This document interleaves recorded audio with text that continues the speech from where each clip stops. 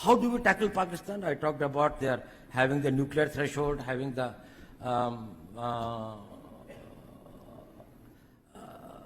strategic weapon systems, missiles, strategic partnership with China. India is having a long border with China and Pakistan. How do we tackle with it? You know, we engage an enemy in three modes. One is a defensive mode. That is, you see all the chowkidars and chaprasis outside. That is, if somebody comes here, we'll prevent him. We will defend this. One is the defensive offense. That is to defend ourselves. We will go to the place from where the offense is coming. And third is the offensive mode, where you go outright. Nuclear threshold is a difficulty in the offensive mode, but not in the defensive offense. While we are working today only in the defensive mode. Now, when we come into the defensive offense, then we start working on the vulnerabilities of Pakistan. It can be economic, it can be internal security, it can be political, it can be their isolation internationally, it can be their this thing like that, of exposing their terrorist activities, or it can be anything. It can be defeating their policies in Afghanistan, making it difficult for them to manage internal political balance or internal security. I'm not going into those details. But when you change the engagement from the defensive mode, because in the defensive mode you throw 100 stones on me, I stop 90, still 10 hurt me, and I can never win. Because either I lose or there's a stalemate. You start war at your time, you throw a stone when you want, you have a peace when you want, you have the talks when you want.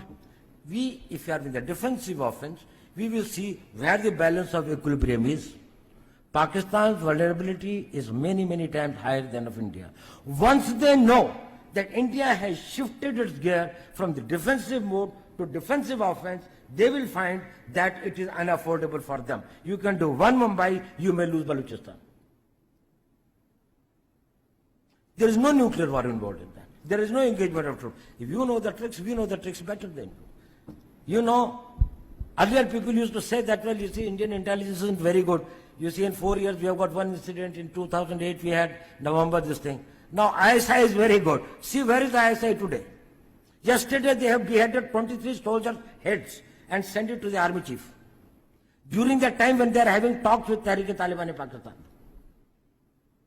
They cut their heads and sent it. They kidnapped 300 army contingent with 4 colonels commanding them and took them. 40,000 persons have been killed in last 2.5 years.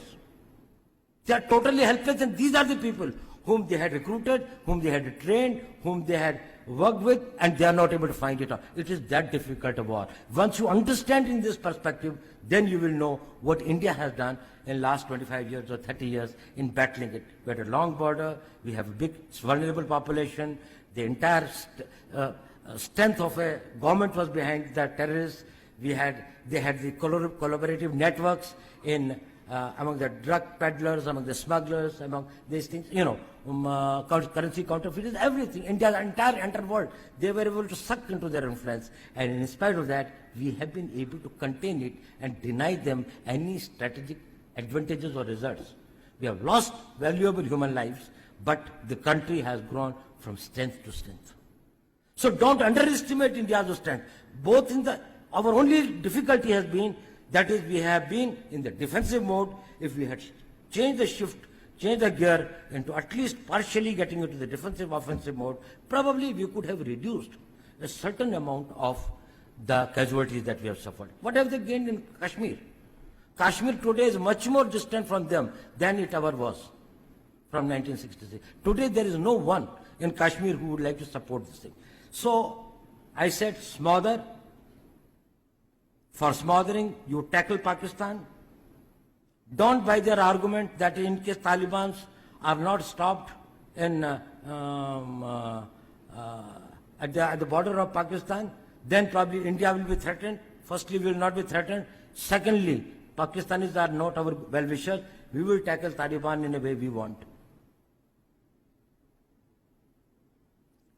Taliban will listen to the Deobandis much more. And today the goodwill for India and Afghanistan, India is the most popular country in Afghanistan in the world today. Amongst all the countries in the world, Indians are the most respected and most liked people there in Afghanistan. We will tackle them the way we have to. We don't need Pakistan's help. Let Pakistan bleed with the Taliban problem in case they do not give terrorism as an instrument of state policy. Second thing I think I don't have much time, I was told, is about how do you distinguish the terrorist organizations?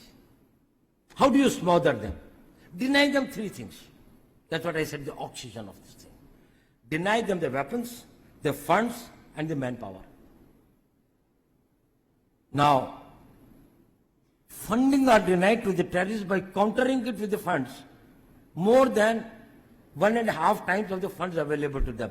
So if they have got a budget of 1,200 crores, we can match it with 1,800 crores. They are all on our side. At least they won't do.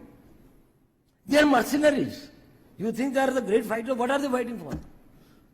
It is only because they haven't got the job, they haven't just think somebody has misled them. So you have to only match. So go for more of a covert thing. Now,